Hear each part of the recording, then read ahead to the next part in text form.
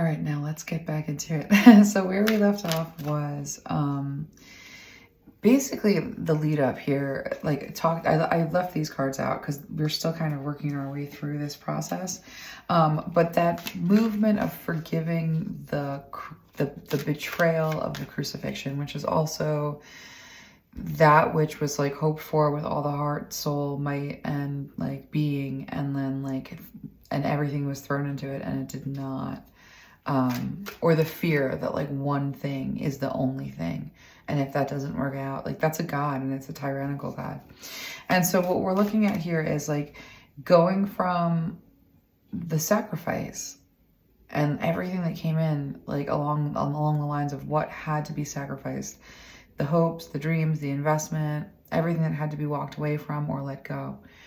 And we think about life after that. What could life after that be? What could a resurrection, a salvation, an ascension, a revelation, and a kingdom be? I had wanted to go like pivot by pivot through that, like because looking through like the Akashic records and like each one of these things, it's almost like a station. And it kind of makes me want to look up the Stations of the Cross and see if it's the same thing. But with the Two of Swords, the Nine of Pentacles, the Six of Pentacles, the Ace of Swords, and the Four of Pentacles with the World card here. Autistic, this came up earlier and I'm trying to remember. Yeah, autistic deprivation. If what you are is socially unacceptable because the only thing that society values is like conforming or, you know, some level of, you know, role allocation, and you can't be you. You can't be like just fixated on your, you know, special interest, marginally, you know, interested in like relationship. There's all these things, and I'm not really talking just from an autistic perspective, but because this is so much like the collective of the witch, the natural born witch, the natural born like magic, you're gonna have like an unacceptable quality. In terms of even like having the weight that you hold in a room or the amount of like depending on which deities are most heavily associated with like your magic and like the amount of magic that you are, you're going to upset the room with any number of qualities. Beauty, upsetting the room. Humor, upsetting the room. But not because there's something wrong with it, because of how concentrated, how beautiful, how radiant. And it is of like, and again, like we have to really be careful with comparison. It's just that there's an experience that comes with this dominant myth. There's an experience that comes with the martyr savior myth, which is that child is inherently holding something of a quality that is like uniquely divine. So it's always predicated on a specialness. That's why we love that story so much. That's why it's so hard to sort of like let go of like, of giving it all for love. You know, why it's so hard to let go of going to war for freedom. Like all the ends that justify the means come with, at the heart of them, a promise of specialness. You are a savior. You are a hero.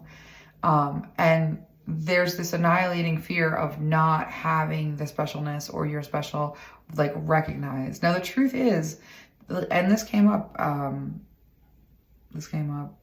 this did come up, but there is this notion of like what it means to have like an innate need to be seen with love and unconditional regard as like a part of like the birthright of what it means to be born to a mother, genuinely speaking. But part of the problem with the divine feminine experience, you know, in the patriarchy, is that those qualities are attacked, subjugated, forced into sacrifice, forced into contortions, forced into agonies of her own deprivation in response to being purposefully under resourced. she breaks, or and then what she has to offer in terms of guidance, what she has to offer in terms of bringing you through the jungle that is the experience of life, is what she has been limited to in the way of opportunities for social, emotional, and relational growth. You know, we come at our moms so hard for being the like forever 15, you know, forever 20, you know what I mean? Like for needing us to mother them, for, or for, you know, the mother archetype and that story, which we're going to go into the Akashic record, maybe not the Akashic records on this, but we're going to go into this. You know, during the era of the patriarchy is fraught with sacrifice your children to survive, because the patriarchy does demand human sacrifice.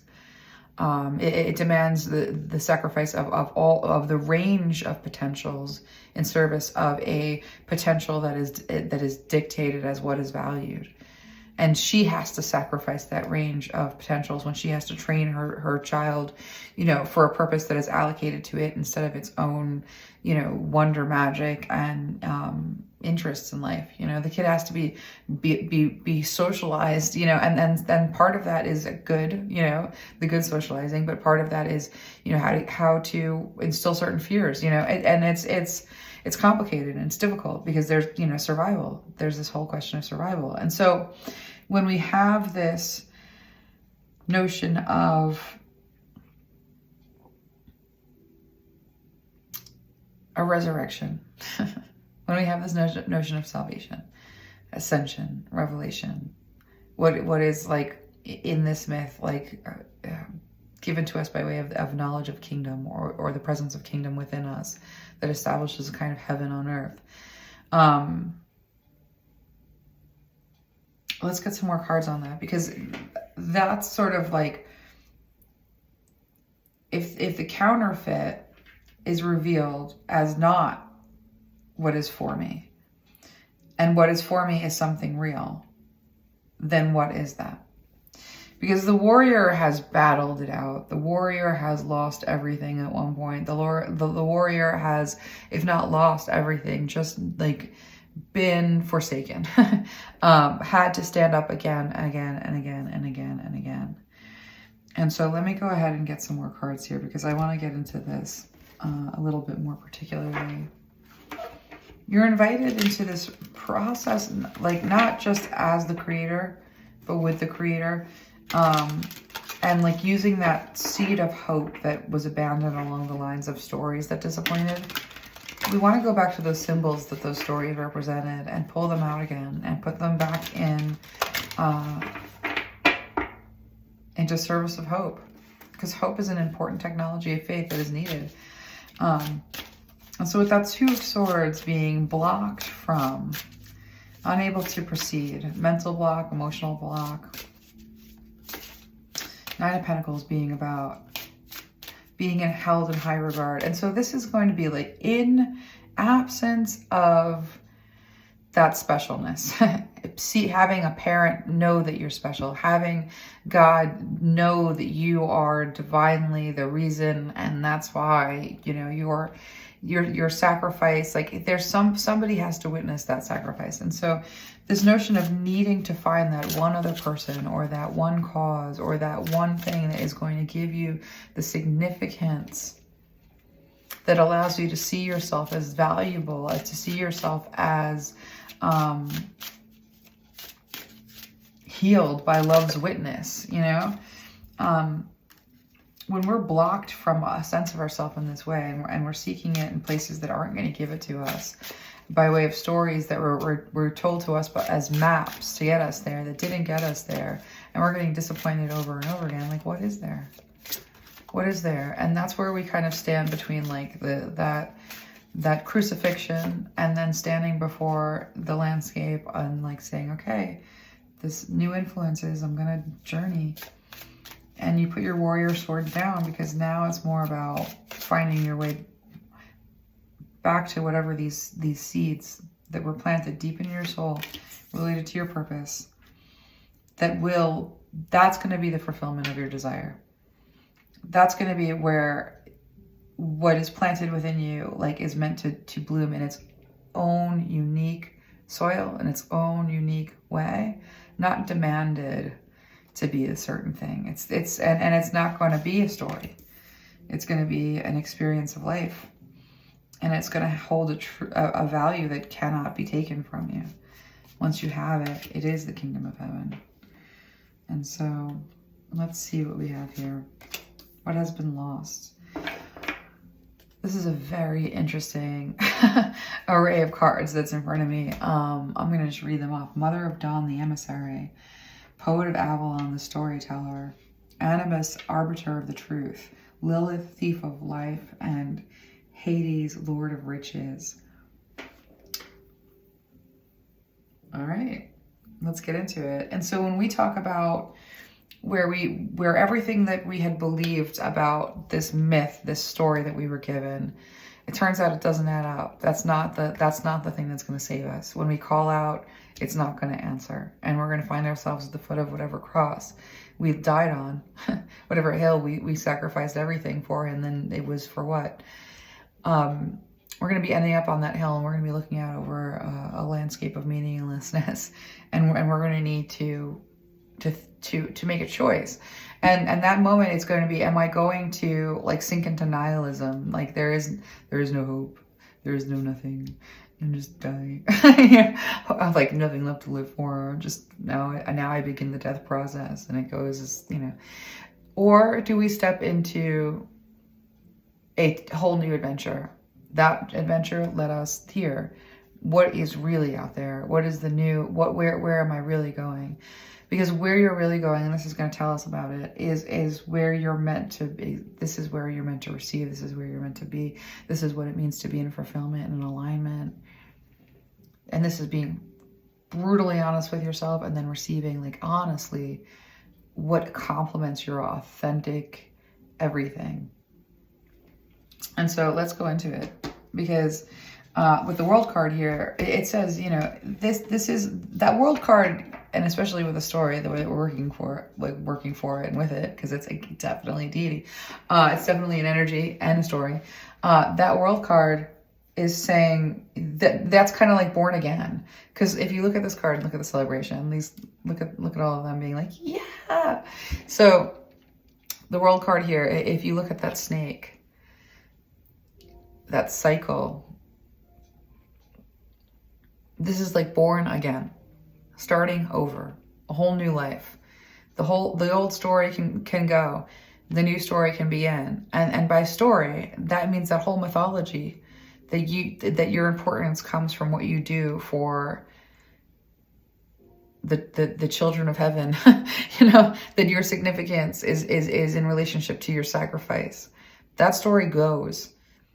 That everything is reliant on you being right. So that you can hold the role of righteous truth one. When we let that crucifixion and that story go, and we look out at the expanse that seems like a void until we can sort of see our way into it, it is a born again. It is a baptismal experience. I love doing pagan baptisms. It's my favorite thing, because baptism predates the story of the martyr savior as we have been told it. And baptism is a really important technology of faith that doesn't just get to be like stolen and eaten into a colonizer's religion. Baptism is something that it works, and so there's this notion of like that this moment of like everything sucks and it's no more, and then you leave it, it dies, it goes, and you are born anew. You come up and it is a new life. It is a new experience. That's what is promised with a resurrection. The resurrection isn't taking the old life and making it like, forever. That's not it. It's about the old life, that whole ordeal and everything that was invested in the personality of the Messiah that was going to have a castle and a moat and a dragon and jousting matches and a big crown and the jewels. Like that story, like that may have been what Jesus thought was when he's out there preaching and he's channeling. He's like, yes, I am the son and my kingdom. Like, you know what I mean? What was his walk with the cross on the back most horrifically like known for. I think a lot of people think that story, that part of the story, that he was walking that walk and thinking, my poor children, how I love you, and I hold this pain just because should have, like, no, I personally think Jesus was rolling down that being like, it's all been a lie. Everything I thought, everything I channeled, how could I have been wrong? I think Jesus, that was the walk of doubt with that cross. That's the heavy cross on the, it's a walk of doubt. What if everything I've given doesn't pay off? What if everybody who I've loved doesn't end up okay? What if everything that I've done ends up to be like, I lose it all? How could this be? That's doubt, that walk. It's not just a moment of abandonment by the quote unquote father. It's a buildup, and then it's a crescendo. And so letting that crucifixion go, really forgiving the fact that it exists in the story arc that you have to move through, and stepping into a resurrection and it's about transformation, going down with the ship and coming up a completely new person, and then it's gone. And the support that is with you is you are not devastated. You are not heavy like a stone at the bottom of the lake, unable to throw off the pain of the story that did not end well. You're called back to life for love. Love calls you back. In the beginning, there is some hope in some way. And so when you find that seed of hope that gets you up again, you find that seed of hope that wasn't the story that you were given, but something in that story that you knew was true, that was transformational for you, and that was calling you in a direction, that was beckoning you from a place of authentic connection. That experience with God that you can't deny, but the story can't be true. And so you go back for that seed. And you know that seed planted is designed and meant to bloom. There's a reason it's there. This is not something that you've lost in life. You've lost the story around it and the way that it's going to resurrect. It's going to be a symbol, a different symbol. Like, back to the first part when we gave that example of the drum. So I gave an example of you're sleeping, you're half asleep, you're sleeping and you're in a dream, and in the dream you're hearing like a drum go click, like clack, clack, clack, clack. You're hearing someone just drum with one drumstick, clack, clack, clack, clack. And you're dreaming this because in your waking life, in the next room, there's a clock, and these two things are corresponding. And the clock in your waking night, and the clock in your waking life is a drum in your dreaming life. The hope for a certain kind of love in your waking life is going to be an echo of what it was in the dream life. It's still coming to you, but in a different form. And if you're so fixated on the form, you won't see it. And so picking your head up, like being able to come out into that, from that baptism, into that like new life, that resurrection, is about knowing that you don't know what form it's going to take, but you know it's going to be there. You know that there's a driving force to the story that you're moving through that takes you from what ends up being the crucifixion into something completely new. And that new is unknown. Right? It is unknown. It was unexpected. The whole Jesus story and the stories of martyr savior myths, like, it's always unexpected that there's going to be a twist in the story, and that there's going to be a resurrection, and that it's going to end up, being more than we could have expected. And so for what that means for you with the Creator here, and the Two of Swords, and the Mother of Dawn, the Emissary, Beauty, Agency, Compassion. At the bottom of the deck, we have Matriarch, Mother of Homestead. And then we have Rejection, Opportunities, and Consequences. And so what that means is, like, from the rejection comes a drive towards divinity to get your needs met, which means that you break that brain, rational blood barrier into the spirit realm, and begin to access these greater truths, and begin to access the authenticity of your magic, and what it means to work with that, and be invited into that initiation. This new life is one of celebration because what is meant for you is already with you. And that being valued, it starts with you valuing it. And so what you can't see is your beauty and the agency that comes with knowing it, and the compassion for yourself from the stories that you've lived through, and what it means to truly value that with the creator here. Because what the creator card tells us is that you have something beautiful to create with all of the paints that you were given by the experience that you just came from. And the more depth of field difficult that experience, the better the range of paints that you're going to get. And what are you going to make with it?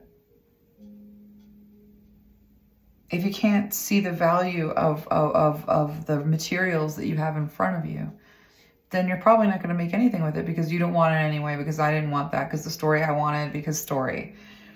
But when you put story down and you say divine, look at the materials, look at this range of experiences that I have to paint a new picture with. Where's the seed of the value of what I'm in? I was a warrior, now I'm a creator. And so the first step is asking the divine to give you the mirroring that you didn't get. Getting into a relationship with the divine that says, pick me up. I can't pick myself up. I'm dead. The crucifixion happened and you're going to have to get involved. It does require a willingness to have faith again, a willingness to have belief again, a willingness to connect with the divine again. After the divine did not come through with the story as expected, there has to be a willingness and a need even. We don't get to the new part of the story. We don't get to the resurrection unless we can say, I can't on my own.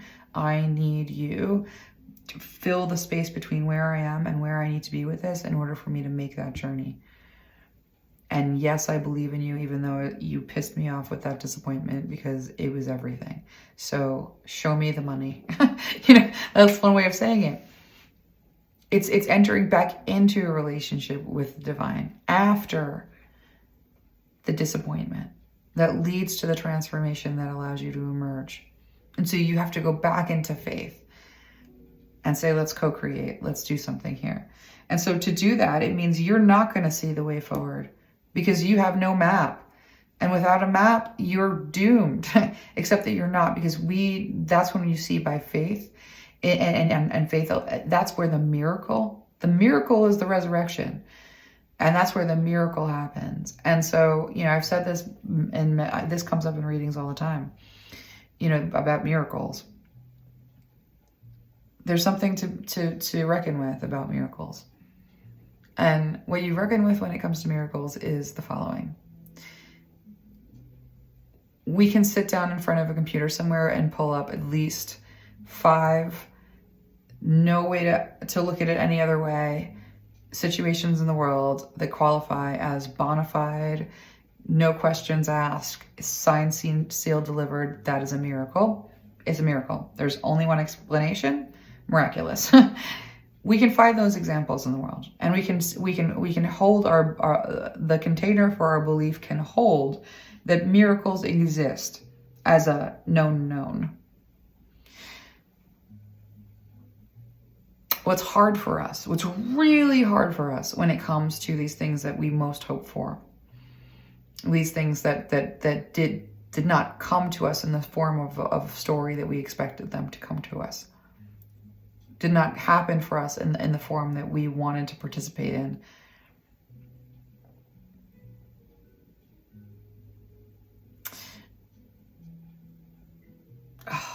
I just lost the channel, and it was like, it's such a good moment, like completely just boop. Spirit, where was that? Like I was listening to myself channel and I fell out of the channel because I was like on the seat of the edge of my pants, like listening. I'm like, what? And then it like dropped because I let myself. Oh, right.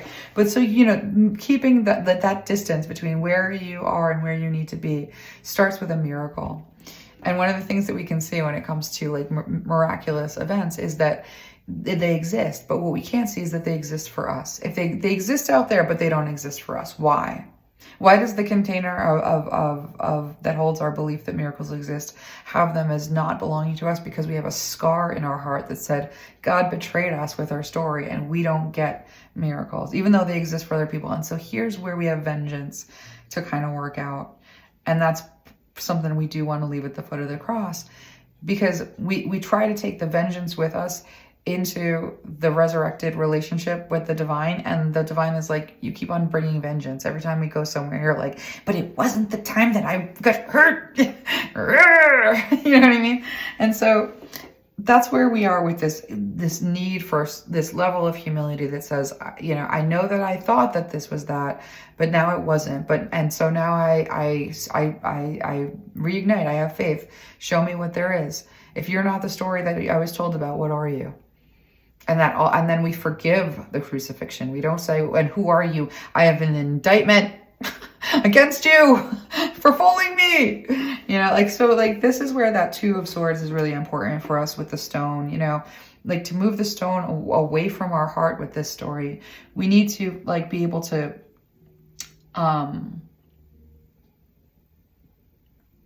we need to be able to take this sword and like pull it apart, you know? And that's not something we can do on our own, because this is a trauma reflex. This is a trauma response. And so this is where with the Mother of Dawn and the Emissary, you know, to reconnect with what we truly are, it's to connect with what we're truly connected to. And we are connected to a mother. We are connected to a mother that is Earth at the very least. But Earth has a spirit, and Earth has a consciousness of its own. And we are in an ecosystem, and that ecosystem is in love with a universe, and that universe is in relationship with all the fields of existence that are itself. And you're a part of that. I want to like take you and shake. You're a part of that, smack. Can you get that? That you're a part of this big picture, this beautiful picture, that you are holy, that you are an emissary of the essence of the Creator, and that your job is to create through the experience of the stories that you're in, to broaden your perspective for the whole that is it, and that it knows you as intimately as you know yourself, because you are a part of its experience, its conscious experience of itself, its fractals of soul. And the deities on the deity field that you connect to are a part of the universe that existed before you, and that are a part of what it is to guide you in co-creation with the Creator as the Creator. And that we have an ecosystem of assistance in the way of ascended ancestors and ascended guides, and that the systems have a order and a law and a meaning and a process behind how it all works that we don't understand, that includes the presence of destructive forces that are parasitic, that are part of a digestive tract that sorts the materials. And we don't want to get stuck in any one place. We want to move into the ascended aspects of each archetypal story that we find ourselves interacting with and interacting in. And these are the relationships that we have to the gods and goddesses that came before us in their ascended forms. And sometimes in forms that are working themselves out through our perspective, through them, with them, in the shadow attributes. But we're all a part of this movement. And so it's so important for you to look at miracles and not just be like, well, every once in a while for a special believer who can heal, like, you know, and it's true that there are people who in their cacophony of traits have an allowance, have a certain ease of sight that usually always comes from experiences that you can't fathom in the way of alienation. Because the same is true for you. And so we give each other this grace, and we give ourselves this grace when we accept that a miracle for another is a miracle for you. The true expression in the fullness of its potential for another is the same for you. And that when you accept this about yourself, and that when you begin expressing from a place of joy and celebration in knowing who you are, what you're connected to, what you're a part of, and what you're here to participate in, that's so much better than any story about like something fashionably wonderful, you know, like that's so much better. And so, this is sort of, what is the picture? If it's not the story that I've been told, it's the experience that you haven't had. That's what it is. It's the experience that you haven't had. Because life is lived through experiences. Life isn't lived through stories. Stories are something that happens with the experiences when you connect the dots after the fact. You don't participate in a story until it's over, and when you're making meaning of the experiences. And then the story can be something even more transformative and beautiful as what it's supposed to be, as a vehicle of the technology of witness, which brings humanity up together. It's a technology of faith and weaving the experiences into meaning. That's a participation in the co-creation of the universe with the divine, in sharing and cooperation. And this is it. This is coherence when we're all doing this. The Messiah and the message that the Messiah brings it's Messiah means messenger. And we're talking about this martyr savior myth. Messiah means messenger. It does not mean person who sacrifices everything because they're the best in the whole wide world of daddy's special one. No. The messenger brings the message that is made with its life. And that message has the power of magic, savior, and liberation, not the person living it. The person living that message hasn't gotten to the message yet. There's nothing to offer in the way of salvation. The salvation is not the person. The salvation is the message brought with the messenger's life that was given toward a connection or an experience that when that technology of faith of witness is then shared, gives an illumination to others that wouldn't on their own have to have it. And they're able to take that with them, transform their field of vision without having had to go through the pain that you went through. And we all have this for each other. And so the second coming isn't about a Messiah coming back. It's about the consciousness of humanity coming into a coherence that says the net that we create in communication, in love, in cooperation, and the message that we bring with the meaning that we make of our lives, and the way that we each set each other free through sharing those messages, that the whole world needs us together, not individually. So you see how important you are? I don't know if you get it. I'm serious saying, I don't think you get it yet. I think we have to keep on going, because with this Nine of Pentacles and the storyteller, that's what we just were talking about. The riches, the paints that you have to work with. Whew. Look at you. Look at the riches that you carry. Look at the wealth, the bounty and experience and depth of field and spiritual inheritance. You are lucky. You are blessed. Bet you didn't think of that. But that's what you're being invited into. With this storyteller card, it's not about production for the masses. Like, got to get it out there. Got to make the presses. You know what I mean? That's not what it is. It's valuing that everything that you are in this world has, and everything, and the meaning that you make of it, and the song or the painting or the story or the reading, whatever it is that is your genuine, authentic expression. Your authentic expression, free of encumbrance, with exuberance and enthusiasm for the sake of itself, in praise of that which gave you life and is life within you. That authentic expression is what praise is. And there are going to be people who, when they hear praise, everything in them rises up and says, shut up. I don't believe in miracles. And you're an example of that with your energy. There's going to be so many. And if what you're looking for is to be a savior and to be valued as one, you're going to shut down. And that Messiah message is going to fall on the ears of the people who scream at you to agree with them, or else they're less important.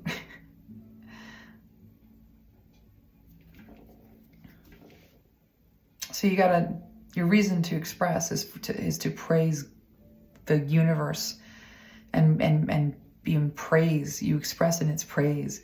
You speak the truth in its praise.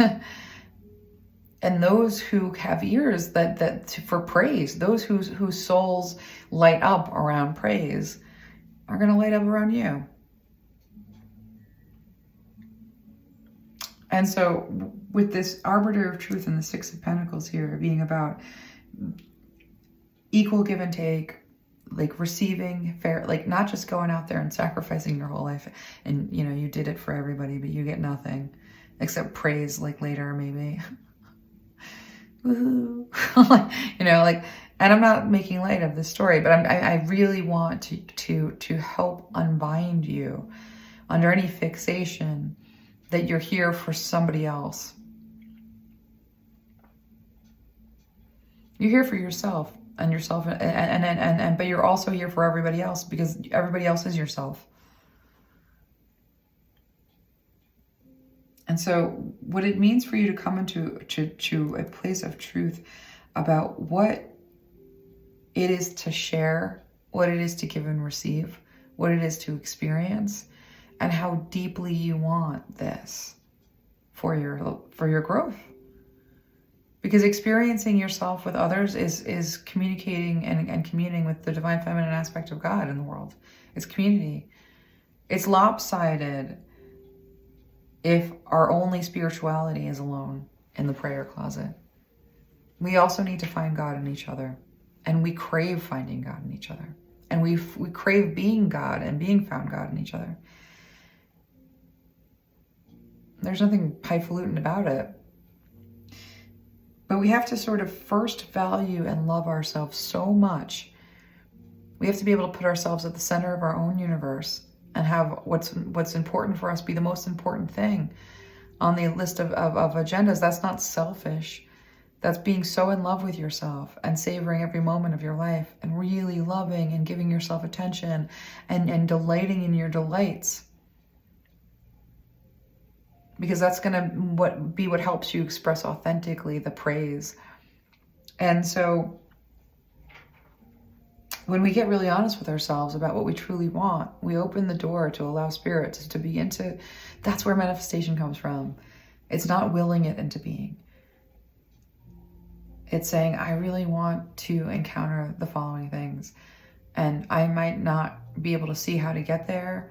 I might not think that I have what it takes to get there, but I know to turn to the divine and say, you know, I don't want to follow a story anymore. I want to follow my heart. And I can see that what I want is this kind of connection. And it doesn't have to look a specific way.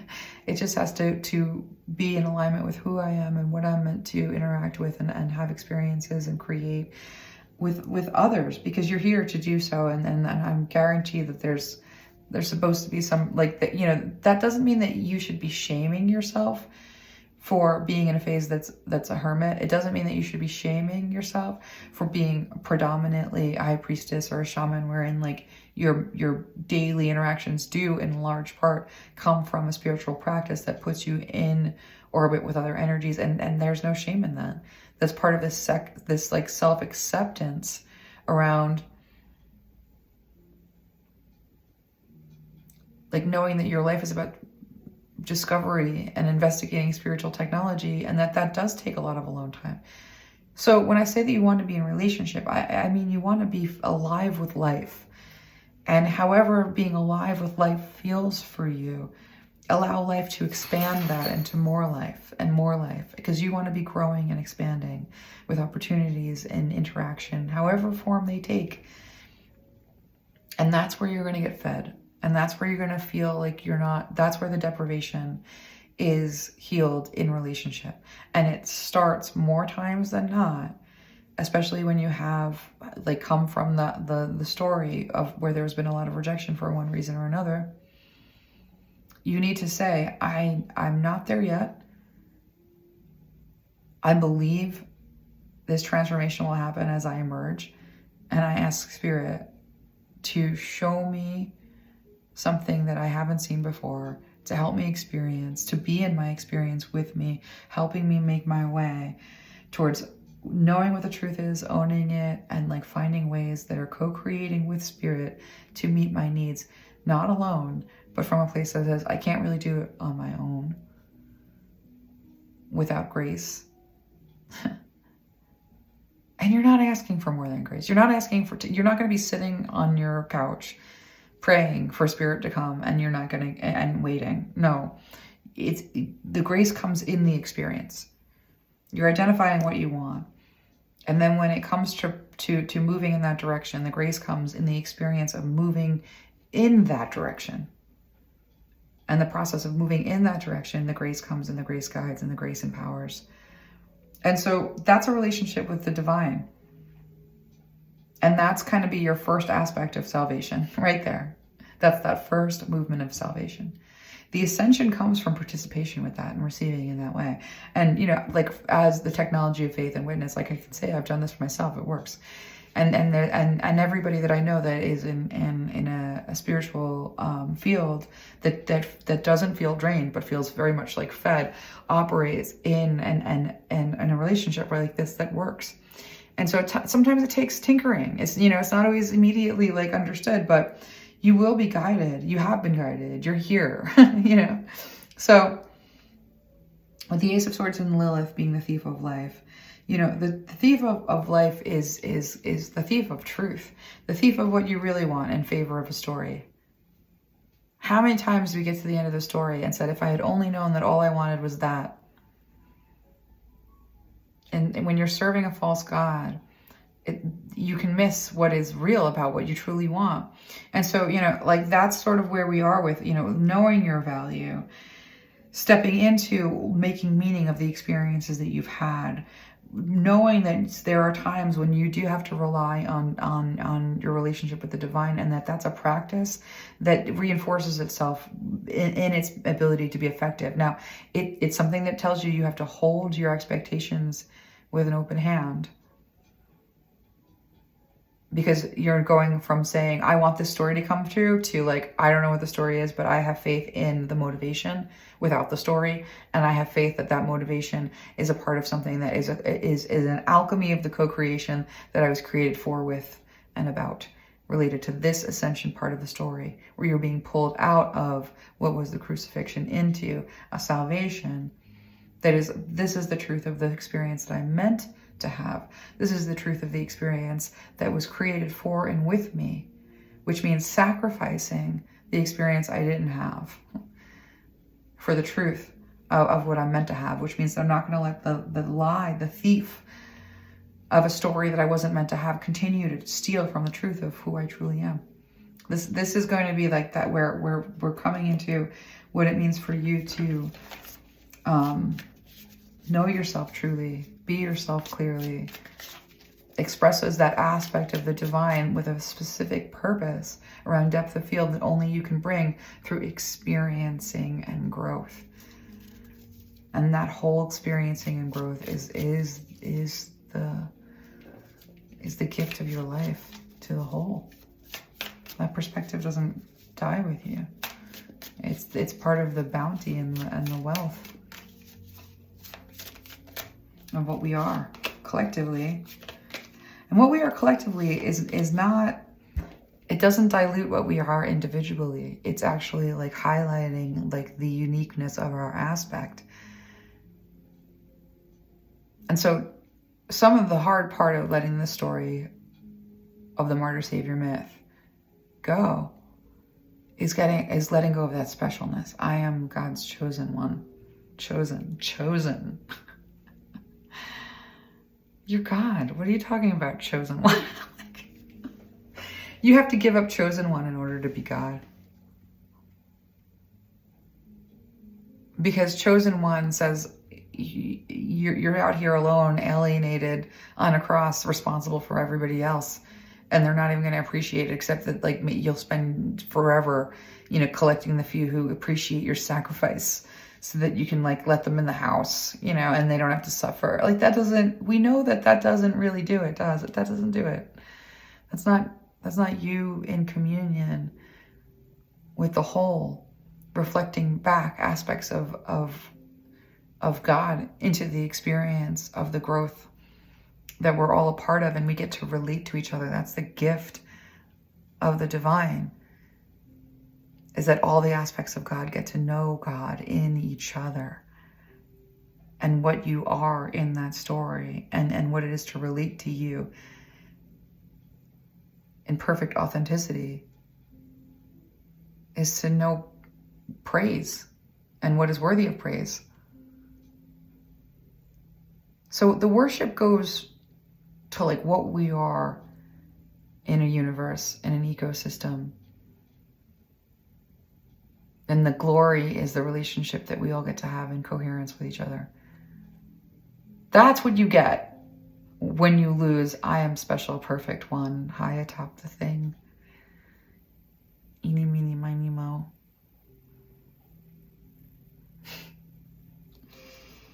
The vengeance, the scholar, and the musician. Vengeance here with the miser, stubbornness and inflexibility, is the life I have isn't good enough because I'm not. Where's the person, the place, the thing that gives me my experience of being valued as special? And like, it's heartbreaking. So like, no one's saying that like that the neglect and the deprivation was right.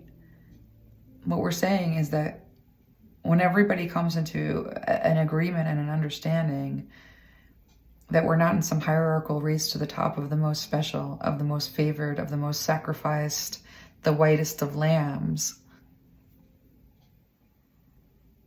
Divinity is in relationship to each other,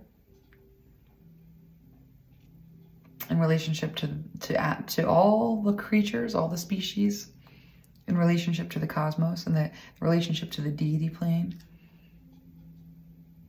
in relationship to all the aspects of ourselves multidimensionally, in relationship to our potential of creative expression,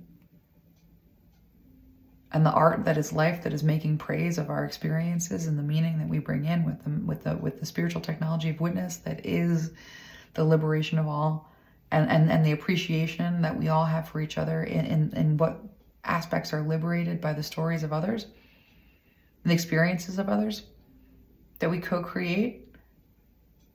That's the revelation and the ascension right there. Is that's where we have your 10 of Cups. That's where we have your happily ever after. That's where we have your fulfillment, participation in experience. And then you let the story happen later, and you appreciate the story later, because it's all part of what it is to co-create in the kingdom of heaven on earth.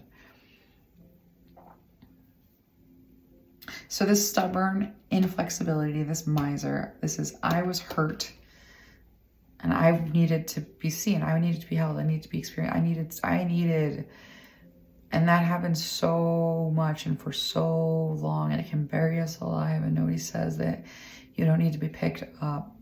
Nobody says that there is no salvation. This movement of moving through a story that starts us all in the shadow aspect of a patriarchal hellhole that says who you truly are is sacrificed to conform to this hierarchical model of sacrifice, for sacrifice, so that one person can emerge as the savior of all.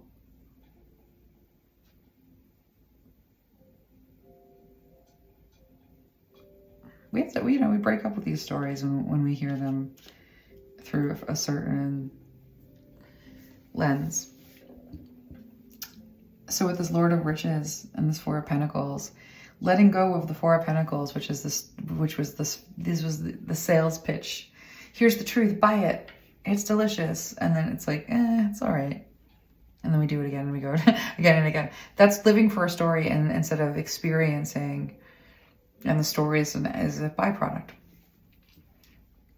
And so we're going to forgive the story, and we're going to begin to overcome this vengeance that says nothing's worth experiencing because I'm holding it up against what I wanted. and the paints that I have are no good. I don't want to make anything with it. So we have to get rid of the vengeance that says you have to witness my suffering and validate that it was, and pick me up and hold me and rock me and then situate me, and then I gave it all. You have to see it. You're gonna see me. You know, like I hear like this is such a, how many of us have like dealt with somebody who stands there and like no matter what you say to them, they come back at you with, I want you to see me the way I see me, or else you don't see me. And you're like, except that I see from a different vantage point. And that's valid. So like, you know, this is where you say, okay, I'm gonna step out of this crucifixion and demanding that I be recognized for it. Because it's there for everybody. Everybody has something that is as horrible as a crucifixion. I used to look at Jesus and like I did as like when I was a young psychic, I, you know, grew up in the church, and I used to like look at Jesus, and because you can, you know, Jesus is a deity, and I have, you know, and I would say to him, you didn't have it that bad. Because I used to have, for me it was hard growing up to find friends that like, for me, I had to mask a lot. I was always just like in two worlds at once, and it was hard. It was a little bit of a challenge growing up, and you know, so it was like really hard to sort of like mask normal constantly, and it would cause me to have like moments of disconnect where people would notice. They would just sort of notice that I was just like, something's wrong with that girl, you know. And I would look at God and I would be like, you had 12 best friends. You had 12 best friends and they were crew and you went everywhere. You know, Jesus, you had so many friends and like you just had like 3 really bad days, but like mostly it was like a party where everyone followed you. So I remember just like looking at Jesus and like telling him that like I really didn't, I don't understand. Like I don't, like we're like, yeah, it was bad. I get it. But I've seen some really terrible, I've seen like some documentaries out there that might give you a run for your money. So I used to have these conversations with Jesus about the story, you know, that I was being told to worship all the time. And I, you know, and the thing is like, I like totally lost my train of thought because I came in with like a personal anecdote, and I don't know if I was supposed to do that. Yeah, I have to sort of find my way back into this topic so I can find that channel of where we were. But yeah, so this notion of like the vengeance, you know, where you're holding up your experience and you want God to answer for it, or else there's nothing you can do, you know. What it means to like put that down and get into this notion of like what it means to be a scholar, what it means to be open to revelation. Something that you didn't know, that once you see it, you cannot see it, and it changes the way you see everything. There's a seeking here. And with that seeking comes the inspiration. And with that inspiration comes the expression and the gratitude. And so you participate in the ascension in this way. And it really is important to just, you know, I hear over and over again, forgive what wasn't the life. Forgive the life that you didn't have. Look at the wealth of experience that you have to create meaning with, to move into your future with, but you have to let go of holding on to the pain so tightly that nothing can lift you up. Because the riches, the wealth here is in a story that you can't even conceive of.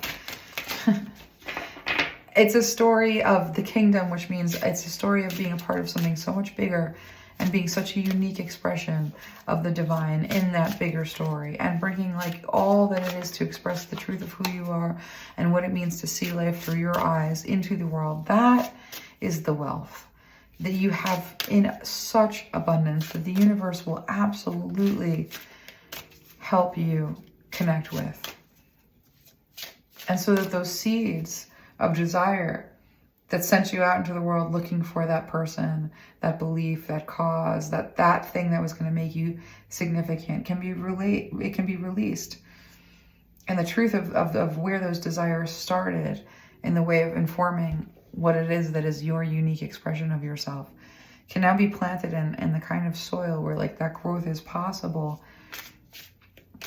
not as the special one that has to be admired by, you know, like as a consensus, but as someone whose voice is there as like a liberator for those who can hear it. And the wealth that comes in connection with that experience of sharing and giving and receiving.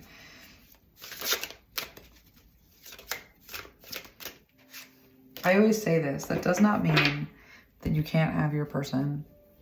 It doesn't mean that you can't have your family. It doesn't mean you can't have your crackerjack position in an awesome job. Those are all facets of experiencing that when you realize you want to participate in that or something like it, again, you're holding everything with an open hand, because that's what this next part of the journey of the revelation really is. Because revelation indicates that you don't already know, but that it will come to you by way of a miraculous intervention. Revelation is always miraculous. It's always an epiphany. And so the angel of visions here is, you know, you will be given the vision, you know, based on your making meaning of life, and you'll be given the inspiration based on the connections you create communicating you. It's all there. That's the part of that's the story. It's not saving the world, it's saving yourself. And this heart, this beauty, this vision, and this born anew, it's worthy of celebration. And I'm really happy. I feel so good about this reading. And so we are, because it feels so anointed, I'm not gonna lie, like I'm feeling like I have that, like, a channeling, right? Like, just feels so good. I don't know how to explain it. And this definitely has the hallmark of that. So we are going to end this with, we're going to do a prayer. We're going to use the technology of faith that is prayer. We're not attaching it to a story. We know better than that, but we know that we can communicate with the divine. We know that we can communicate with the divine together. And we know the power of agreement in reality. So as we overcome vengeance, the indictment, you know, the stubbornness of the indictment that we have against this crucifixion, as we let that go, as we forgive, and we step into the technology of forgiveness that says, I know not what I do, they know not what they do, we know not what we do. Those stories were never true. Those stories got me this far. But my resurrection, my standing up, and my saying it's not about the story, it's about the experience and the encounter and the meaning. That is my salvation. And I may not feel like it's salvation. I may not be there yet. But I'm going to turn to life. And I'm going to say, I'm not going to stay down, life. I'm going to stand up. I'm going to turn to the divine, and I'm going to say, I'm not there yet, and I'm not going to get there on my own. But I have faith that there's a bigger picture here, and I'm a part of it, and I'm valued, and I'm witnessed. Be with me here, and be the difference between where I am and where I need to be. And then that grace, that ascension is yours. And the revelation comes from participating with that. And the kingdom is the connections that you create actively through that process. Connections with each other, connections with the divine, connections with the nature. It's beautiful. All right, let me get our prayer. And then we can leave it here.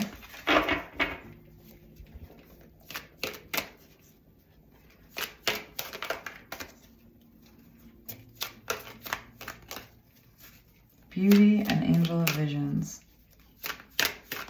That's you. That's all of you.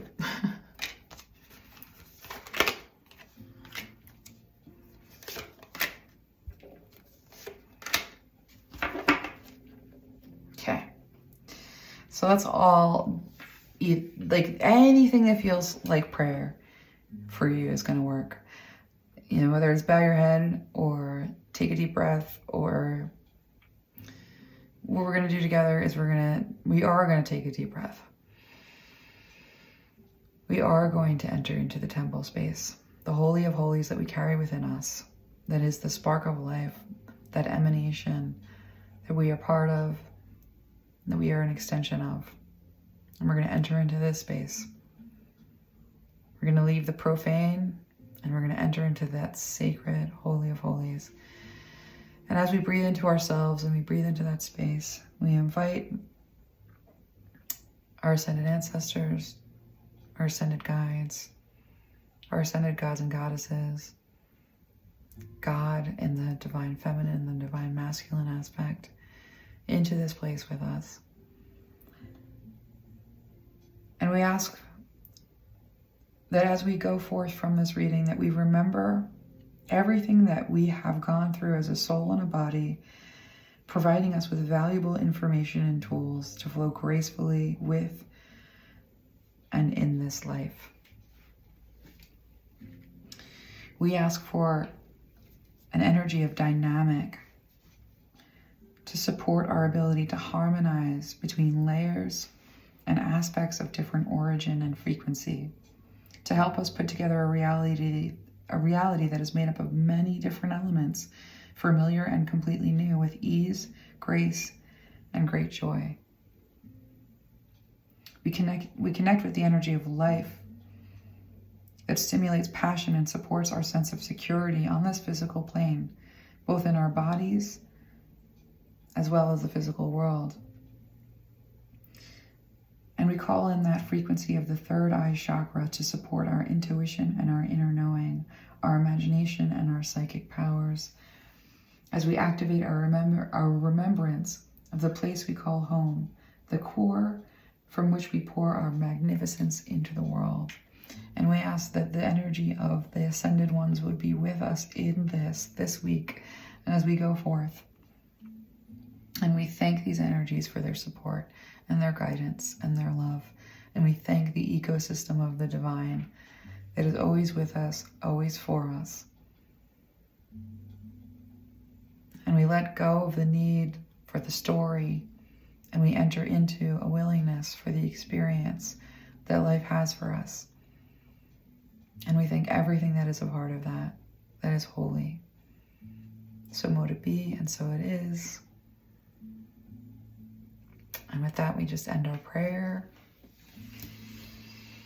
And I thank you all for such a beautiful group of energies for this reading. Like, this was such a bath of like anointing awesome energy. And I thank you all for participating in that and for being a part of this collective. And I'm sending you all so much love for the whole rest of the week. And I'll see you again soon.